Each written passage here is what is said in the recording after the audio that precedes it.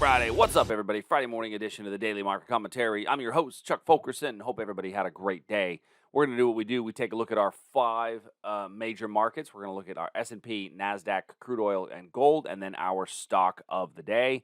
So let's go ahead and roll on into it. If you're new to the channel, do me a favor, click the subscribe button, hit the notification bell so you get the alerts and the updates so that we are... we're liked by the algorithms. That's always good when the YouTube algorithms likes us. All right, let's go ahead and get rolling. So starting first with the S&P, we are up about 3.5 points this morning, but we did have a little bit of a breakout of this range that we've been sitting in. So we broke through there in the overnight sessions. I mean, just in the last few minutes, frankly, we broke through that level. So if you're so inclined to be long, I think there's nothing wrong with getting long. Above here. I will say that we've not seen a big move on the breakout, but this is basing before the level, and that's typically what we look for a potential breakout setup for price to continue to run.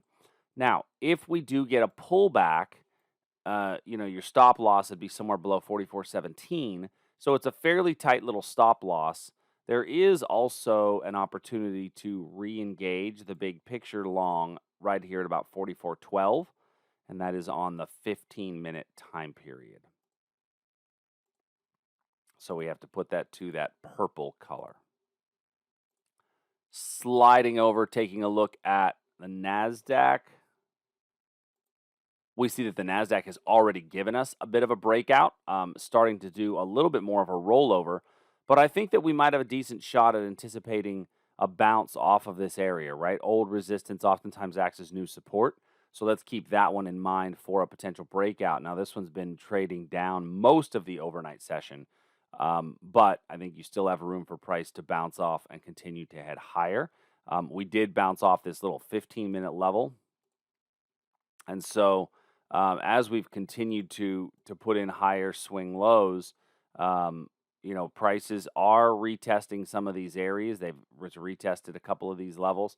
The next pullback, I think, back to this 15,130 could be a little bounce off of support for price to rally higher. Now, if it pulls back a little deeper than that, on the 15-minute chart, you don't have as clean of a level on here as you do in the S&P because of these long wicks, right? Long wicks are always going to be something that scares me away from looking at a particular area or level, but that's why I think there's a better chance that we'll just bounce off of this area of support.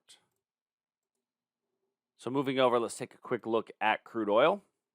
So crude oil, we'd had a pretty good level of demand that we anticipated a bounce off of. We got a good little move off of this demand. Now, this demand was this little wick over wick level, but the reason that we liked that level was because it was a prior area of resistance.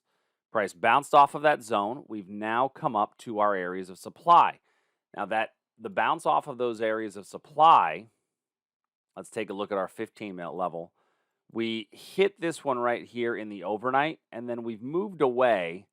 But after about 6 candles, price has done a whole lot of nothing. Now, for most people, I think you're probably not going to be awake to take this level anyway.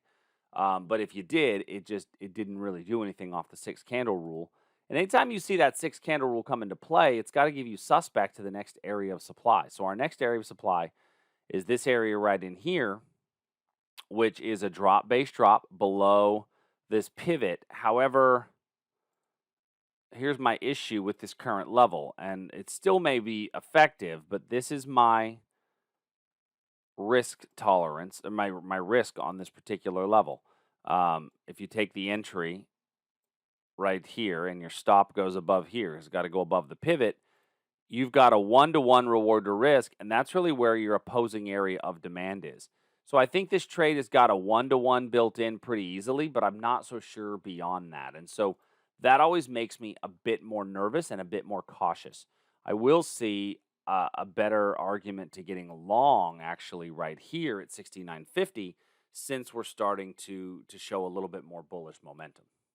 And then last but certainly not least is gold. Gold, we did bounce off of our hourly level. Got about a 2-to-1 move away from there yesterday, and then it just kind of sailed straight down through the next stopping point. So we have to look for our next area of supply. And our next area of supply, if you go down to the 15-minute chart, is really not There's really not a lot of great levels here. This one is probably the one that I would look at the most. It's a what I lovingly refer to as a noisy cricket, little wick over wick area here. Problem is, it's not a very strong time of the day. The time of the day is fairly weak, but I think that there is still an opportunity there for a potential short. If I look at this thing on the big picture, going to my 4-hour trend, I'm still fairly sideways, although I do have a lower low now and a lower high. So shorts are the name of the game at this particular moment. So those are our four markets. I think that the better bet is to continue to stay long in the equity markets. Let the equity markets continue to run higher. Crude oil looks like, yesterday could have been a bit of a short covering rally, or we could have come down to an area where prices are going to give us a decent little bounce. And so let's see really what happens in this range. And then gold is still kind of in its tight range. Let's take a real quick look at a stock of the day. And stock of the day I'm going to talk about today is Tesla. And the reason I'm taking a look at Tesla is because I looked at the daily chart and my eye was immediately drawn to this shape, right? We see a big rally up and then we see a bit of a pinch. And this is a very common bull pennant pattern. Typically, however, not always, typically these tend to break out back to the upside, and it's a measured move. And the measured move is 50% of the first trade. So if I take this distance right here and I just put a 150% retracement or extension, excuse me, and of course I drew it backwards.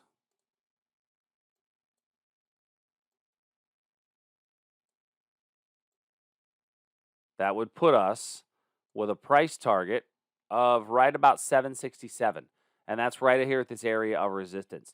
So keep an eye on that one. If we break above the 725 region, I think you have a potential entry for price to move a bit higher.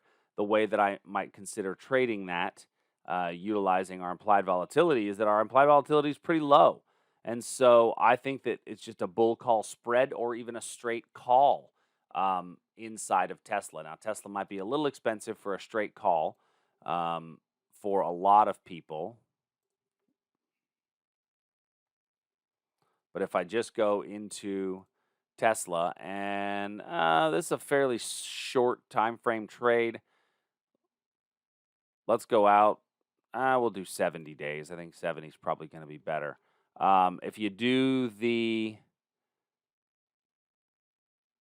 710 call, we could even do the 720 call.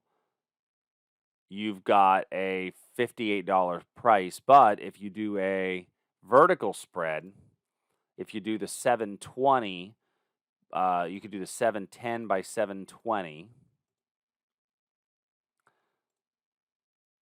You've got a 485 debit in that one.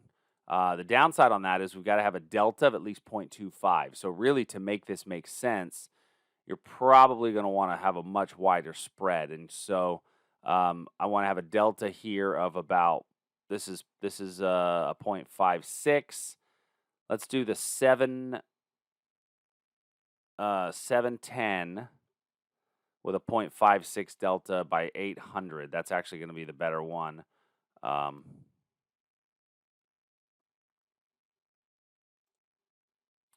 710 by 800. That's going to give me my 25 delta. And that's a $90 spread with a $33 debit. So, you're close to just the cost of buying the call itself, but your risk is going to be trimmed down a little bit. Now, your stop loss on something like this would be at about 700. So right at about 700. So I think that actually might make for a decent little setup. Let me analyze this real quick.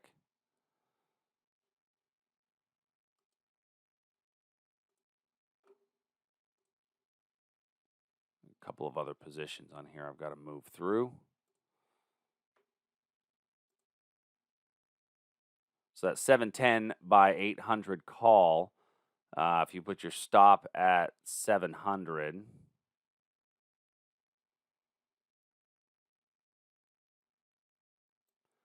and let's just look a couple of days in. you're risking about $337. And then your target on here, looking at your target being at 766.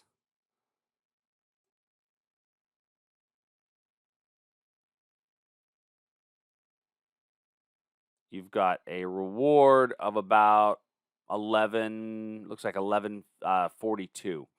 So you're risking around 350 to make around 1145. So roughly a 3-to-1 reward to risk ratio on this one, with where your stop loss would be and where your target would be. Although you could certainly do a couple of contracts, move your stop up to break even. There's ways to manage the trade to pull greater than a 3-to-1 out of this. But remember, I'm okay at a 2-to-1. But that would essentially be where I'm looking in this Tesla position. So hope you guys all got that. And if you didn't get it, then go to tradersarmy.com. We got a lot of information there on options, and we will certainly be here to help you out. So until Monday, everybody, have a great weekend. I'll see ya. Hey, thanks for joining us. If you like what we do, please make sure you hit that subscribe button. It's the only way the computers know that you're actually alive and really care. And go to tradersarmy.com today to learn a bit more. And if you want to see some of our other videos, click here in the box.